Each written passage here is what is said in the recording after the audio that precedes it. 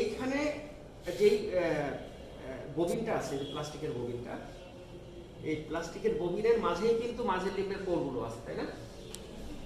তার মানে হলো এই ববিনের মাঝে যে ফাঁকা জায়গাটা, সেটা হচ্ছে এইটুকুন এবং এইটুকুন এর গুণফল। অর্থাৎ এইটুকুন এবং এইটুকুনের গুণফল হচ্ছে কোরের ক্রস সেকশনাল এরিয়া, তাই কিনা?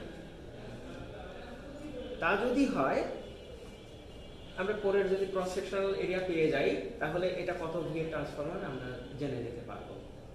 এখনো আইটারেটিভ মেথডে যেটা করা হয় সেটা হচ্ছে কোরের ক্রস সেকশনাল এরিয়া, এটাকে বের করা হয় 0.16 ইন্টু রুট ওভার ভি। এই ইকুয়েশন থেকে যদি আমরা ক্রস সেকশনাল এরিয়া জানি, তাহলে এই ট্রান্সফরমারটা কত ভিএ সেটা বের করে ফেলতে পারবো। এটা কি লেখা আছে কোথাও কত ভিএ ট্রান্সফরমার? লেখা থাকার কথা। 440 ভোল্ট আর একদিকে 220 ভোল্ট, এই 100 ভিএ। একটু আগেই আমরা কিন্তু কিভাবে, এটা যদি লেখা না থাকতো তাহলে কিভাবে বের করতাম? ক্রস সেকশনাল এরিয়া দিয়ে। এইখানে এই মাপটা নেব আর এই মাপটা নেব, এই দুই মাপ, এখানে কত ইঞ্চি এখানে কত ইঞ্চি মেপে এই দুইটাকে যদি গুণ করি তাহলে ক্রস সেকশনাল এরিয়া পেয়ে গেলাম। হ্যাঁ, আচ্ছা, এটা আমরা করে দিই।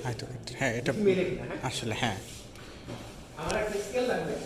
একটা স্কেল নিয়ে আসেন। একটা স্কেল দেন। তাহলে স্যার আমরা দুইটাই মেজার করতে পারবো, আমাদের ট্রান্সফরমার এটাও দেখবো আমরা। হ্যাঁ,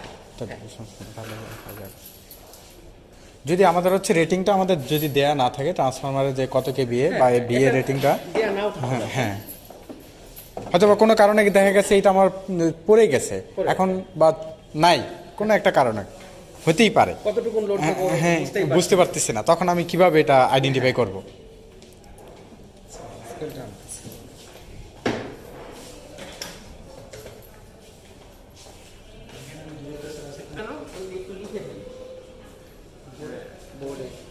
যে ইয়ে আছে আমাদের মার্কার নিয়ে আসেন, যাও জুবের স্যার মার্কার নিয়ে আসেন। স্যার